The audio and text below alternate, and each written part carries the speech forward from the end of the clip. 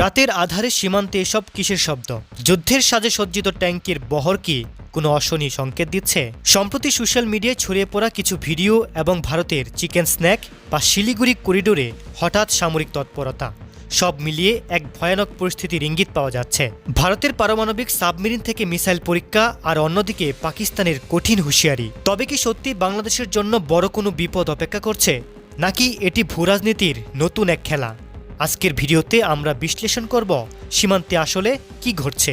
গণ অভ্যুত্থানের পর বাংলাদেশে ক্ষমতার পালাবদল হয়েছে, আর এরপর থেকেই প্রতিবেশী ভারতের সাথে সম্পর্কের টানাপোড়েন দৃশ্যমান। শেখ হাসিনার ভারতে অবস্থানের পর থেকেই দুই দেশের মধ্যে কূটনৈতিক উত্তেজনা চরমে।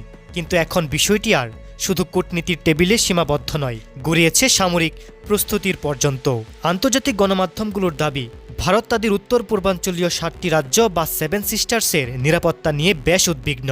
বিশেষ করে ভারতের মূল ভূখণ্ডের সাথে সংযোগকারী সরু রাস্তা, যা চিকেন স্ন্যাক বা শিলিগুড়ি করিডোর নামে পরিচিত, সেটি এখন তাদের চিন্তার কেন্দ্রবিন্দু। ম্যাপে লক্ষ্য করলে দেখবেন এই করিডোরটি বাংলাদেশের ঠিক মাথার উপরেই অবস্থিত। ভারত আশঙ্কা করছে কোনো কারণে এই পথ বন্ধ হয়ে গেলে তাদের হাত থেকে পুরো উত্তর পূর্ব ভারত বিচ্ছিন্ন হয়ে যাবে। আর এই ভয় থেকেই আসাম এবং উত্তর দিনাজপুরে নতুন করে আর্মি স্টেশন বসানোর কাজ শুরু করেছে ভারতীয় সেনাবাহিনী। উত্তেজনা আরও বাড়িয়ে দিয়েছে ভারতের সাম্প্রতিক কিছু পদক্ষেপ। একদিকে ভারতের উগ্রবাদী কিছু নেতার মুখে শোনা যাচ্ছে অখণ্ড ভারত গড়ার হুমকি, অন্যদিকে বঙ্গোপসাগরে চালানো হচ্ছে ব্যালিস্টিক মিসাইল পরীক্ষা। 24শে ডিসেম্বর ভারত তাদের পারমাণবিক সাবমেরিন INS আরিঘাট থেকে K4 মিসাইল পরীক্ষা চালিয়েছে।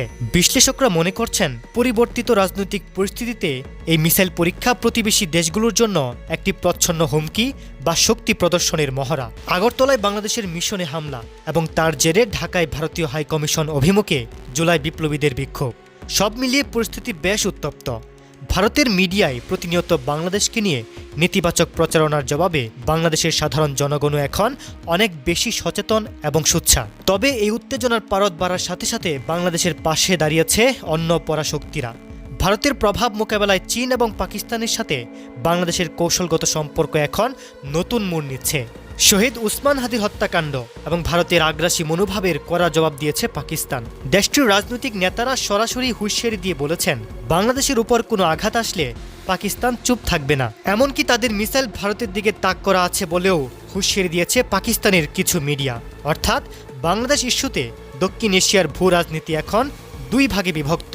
প্রিয় দর্শক, রাতের আধারে এই সামরিক প্রস্তুতি এবং পাল্টাপাল্টি হুমকি, এসব কি শুধুই চাপ সৃষ্টির কৌশল, নাকি বড় কোনো সংঘাতের পূর্বাভাস?